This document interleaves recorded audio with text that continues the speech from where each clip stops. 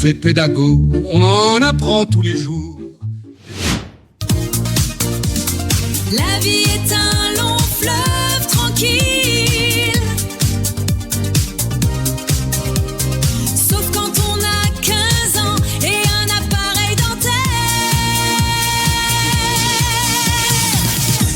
Salut les collègues, c'est Arnold de Prof et Pédago. Dites-moi, vous vous souvenez de vos 14 ans ?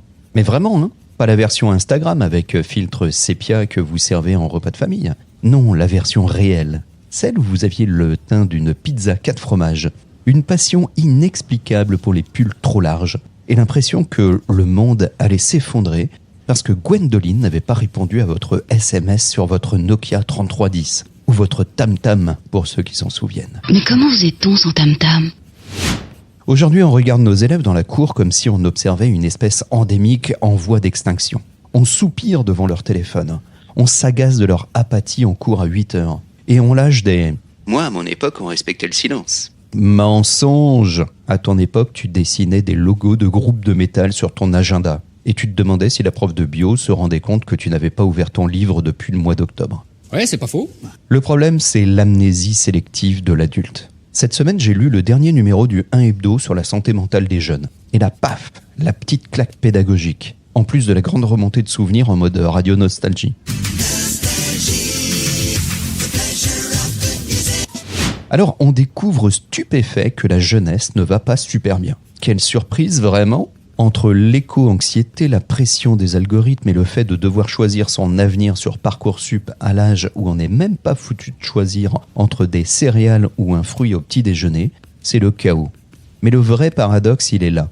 Comment peut-on prétendre éduquer des êtres dont on a totalement oublié le mode opératoire émotionnel ? On leur demande d'être résilients, autonomes, investis. On utilise des mots de consultant en management pour parler à des gamins qui ont juste besoin de savoir qu'on les voit. Vraiment. On me voit, on me voit plus. On me voit, on me voit plus. On me voit plus, on me voit. On me voit plus. On me voit plus, on me voit.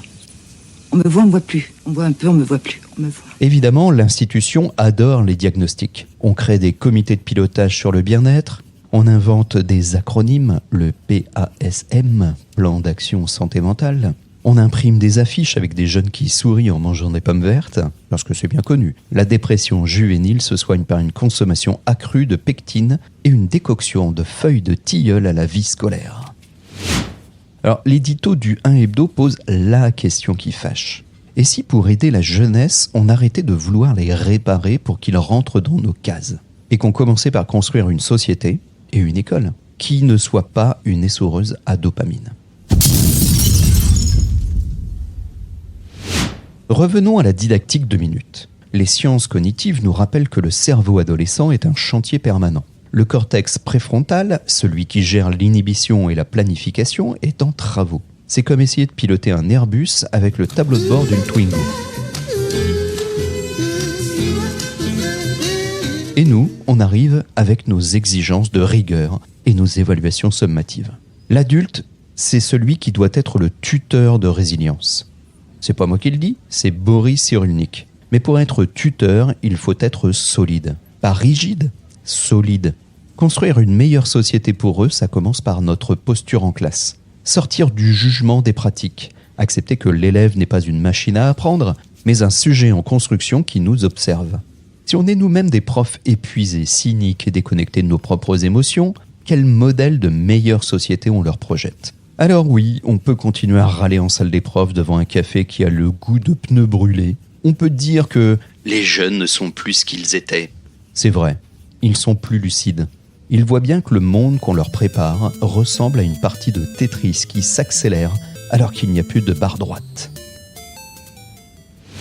Construire une meilleure société, ce n'est pas leur faire une conférence sur comment gérer son stress le mardi de 14 à 15 heures entre 2 cours de maths. C'est peut-être arrêter de glorifier la performance à tout prix. C'est transformer nos établissements en lieux de vie, pas seulement en lieux de passage. C'est redonner du sens au mot collectif autrement que par une corvée de nettoyage dans la cour. J'aime me beurrer la biscotte. L'idée clé à retenir, c'est le souvenir actif. Demain, quand tu rentreras en classe, ne regarde pas seulement l'élève qui n'a pas son matériel ou celui qui bavarde. Souviens-toi de cette sensation d'injustice permanente que tu ressentais à 15 ans. Souviens-toi du poids de l'ennui. Souviens-toi de l'importance d'un regard bienveillant d'un adulte. Construire une meilleure société, c'est peut-être simplement commencer par ne pas être l'adulte qu'on a détesté. C'est offrir un cadre sécurisant où l'erreur est une étape, pas une sentence. C'est traiter leur santé mentale non pas comme un dossier administratif à gérer par l'infirmière scolaire, quand il y en a une, mais comme le socle même de toute possibilité d'apprentissage.